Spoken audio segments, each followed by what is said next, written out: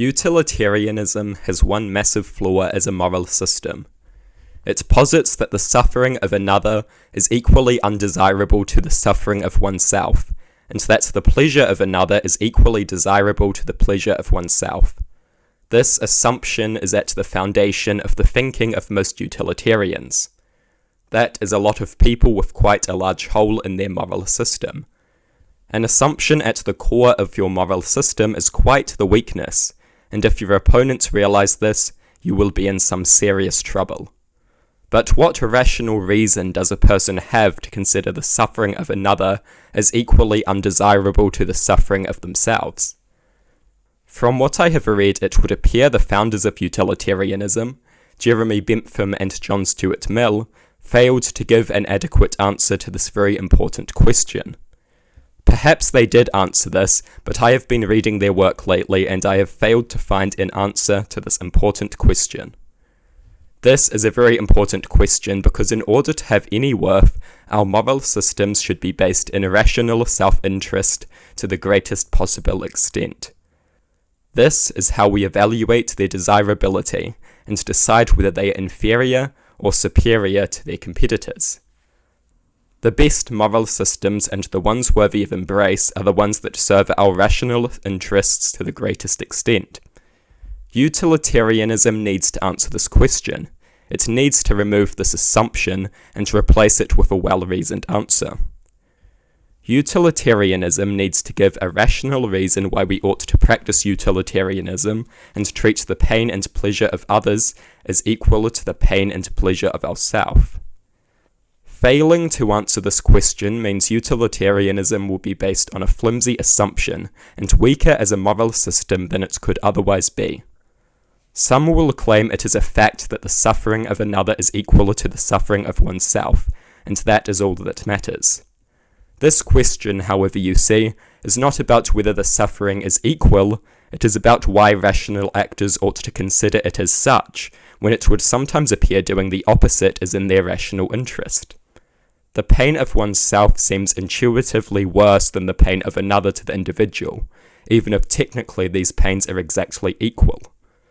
So why should the individual view the suffering of another as equally undesirable to their own suffering? In my view, we can posit a number of arguments here. The main two are the rational empathy and reciprocity arguments. The rational empathy argument would of course claim that in considering the pain and pleasure of others to be as serious as one's own pain and pleasure, we propagate desirable things such as empathy and compassion, which better both society at large and the individual, providing a rational justification for viewing these things as equal. In viewing the suffering of another as preferable to the suffering of oneself, we undermine empathy and compassion, which corrupts our ability for meaningful social interaction and makes the society around us less empathetic and compassionate, less kind and caring.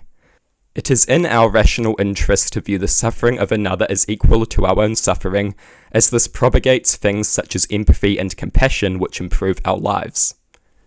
This is a very brief summary of the rational empathy argument. I think the reciprocity argument is probably the strongest, and it is that argument which I will elaborate on today. Reciprocity is the idea of treating others how you want to be treated. You give moral treatment, and you get it in return. It is a transaction.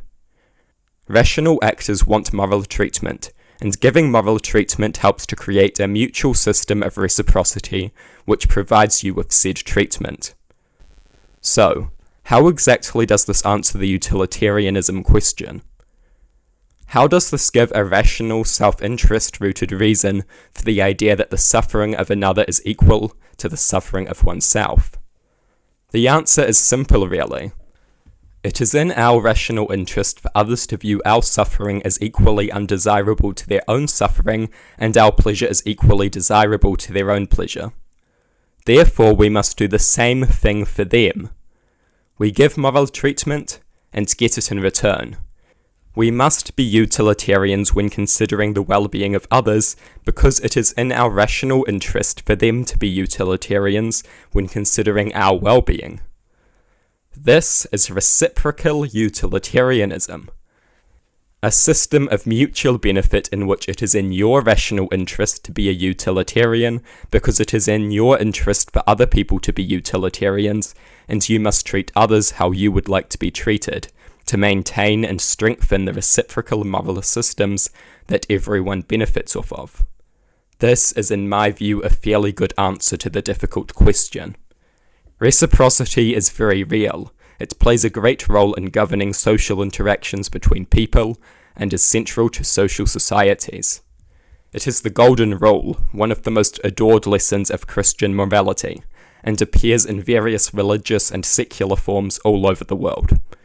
When it comes to morality, reciprocity, that is treating others how you want to be treated, is a very real, serious, and valuable idea. Maintaining and strengthening reciprocal morality is in our rational interest. It leads to mutual happiness, meaning, cooperation, and a synchronized and morally orderly society. Reciprocity provides a good justification for utilitarianism. It necessitates that we treat others how we want to be treated, and in doing so answers a challenging question of utilitarianism. Why treat the suffering of others as equal to your own suffering? Because it is in your interest that others do the same for you, and you must treat others how you want to be treated. Mutual reciprocal moral systems require contribution from you. Sure, some people can get away with not contributing, but this should be heavily discouraged. Because if too many people fail to contribute, the system will be weakened, and eventually the whole moral superstructure collapses, to the detriment of everyone. This is reciprocal utilitarianism. Utilitarianism with a more solid grounding in self-interest, through the consideration of reciprocity.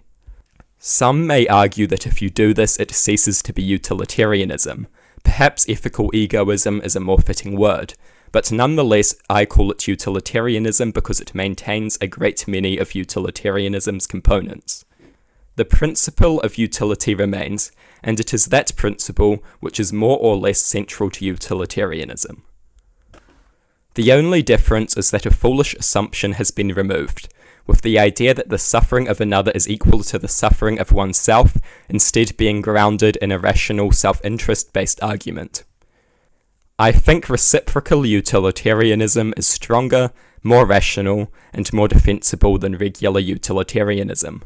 I think it is superior because it removes one of utilitarianism's major weaknesses, the assumption that the suffering of another is equal without giving a rational reason for why that should be viewed as the case. I like reciprocal utilitarianism. Feel free to leave your own thoughts in the comments. Criticism is essential to the process of rational inquiry, which is vital for arriving at the most useful understandings of these philosophical topics. This is a topic I intend on covering in greater detail in the future.